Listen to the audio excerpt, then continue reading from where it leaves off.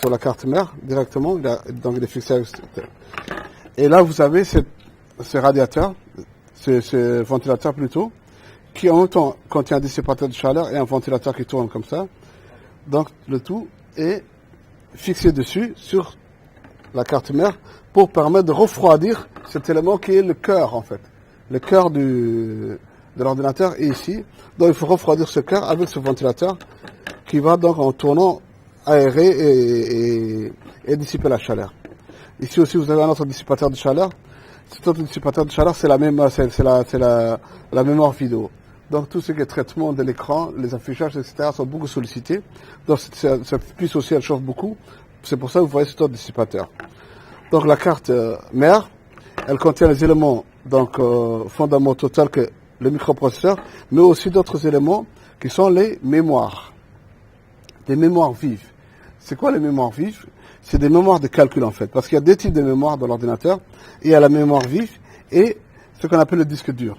Le disque dur est l'élément principal de stockage, c'est-à-dire tous les films, les fichiers, les photos, toutes vos données se retrouvent stockées dans ce disque dur, qui a des capacités assez grandes. Donc celui-ci il fait 180 gigabits, vous voyez ici. Donc c'est lui qui contient tous les éléments qui sont sur votre disque dur, sur votre ordinateur. Et l'avantage de ce disque dur, c'est que même s'il n'y a pas d'alimentation, même si le courant est coupé, donc les éléments qui sont stockés, ils restent. C'est-à-dire sans alimentation, à l'état où il est maintenant, tous les fichiers, toutes les photos, tous les films qui se trouvent à l'intérieur sont stockés. C'est pour ça qu'on appelle un disque dur. Et il maintient les informations, il garde les informations. Par contre, la mémoire vive ne fonctionne que lorsque elle est alimentée. Maintenant, à l'état où je la tiens maintenant, elle ne contient aucune information. Dès que je vais l'alimenter ou que je vais la brancher sur la carte, les informations qui y seront mises seront stockées tant que l'alimentation est là. Dès qu'il n'y a plus d'alimentation, dès qu'il n'y a plus de courant électrique, tout s'efface. Donc pourquoi travailler avec une mémoire qui est aussi volatile? C'est parce qu'elle est plus rapidement accessible. Elle est très vite accessible par rapport au disque dur, qui lui contient beaucoup d'informations, mais qui ne peut pas être accédé rapidement. Et comme le microprocesseur travaille très vite, donc il a besoin d'accéder aux informations qu'il nécessite très vite. C'est pour ça, dès qu'un fichier ou une photo ou un film est sollicité, donc il est transféré de disque dur à la mémoire vive. Donc tout le temps que vous regardez le film ou que vous travaillez sur un fichier, le fichier se trouve dans la mémoire vive. Et lorsque vous avez fini de travailler avec le fichier, l'opération inverse se passe, donc de la mémoire vive sur le disque dur pour qu'il soit stocké de manière permanente. Donc la mémoire vive permet, elle, de stocker temporairement les informations que vous utilisez ou les fichiers que vous traitez. Et c'est là pour le plus grand bien du microprocesseur qui peut accéder rapidement parce que c'est des mémoires qui sont accessibles rapidement.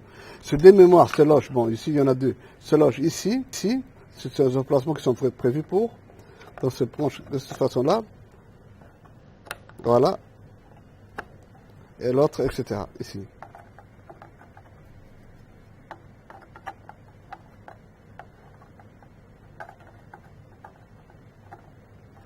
Donc voilà les deux mémoires qui sont mises en place.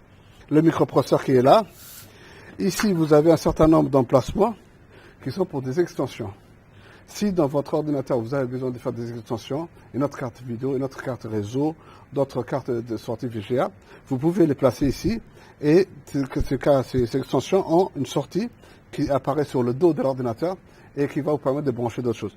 Donc cette carte, elle donne directement aussi sur le dos du coffret, de l'unité centrale, et vous avez différents types de sorties qui sont directement gérées par la carte mère. Ici, vous avez les sorties audio, donc le son, qui est géré par ces sorties-là. Donc ici, vous avez une sortie pour le réseau, l'Ethernet. Vous avez des différents ports USB, là. Ici, vous avez la sortie vidéo, et ici, vous avez la sortie clavier et souris. Donc toutes ces sorties sont gérées par la carte mère, donc c'est l'élément principal qui contient les entrées, les sorties, l'unité de calcul et logique, etc. Donc le processeur vidéo, les mémoires vives et différents d'autres éléments. Mesdames, Messieurs, cette première émission de vulgarisation scientifique prend fin. Nous vous disons au revoir et à la prochaine.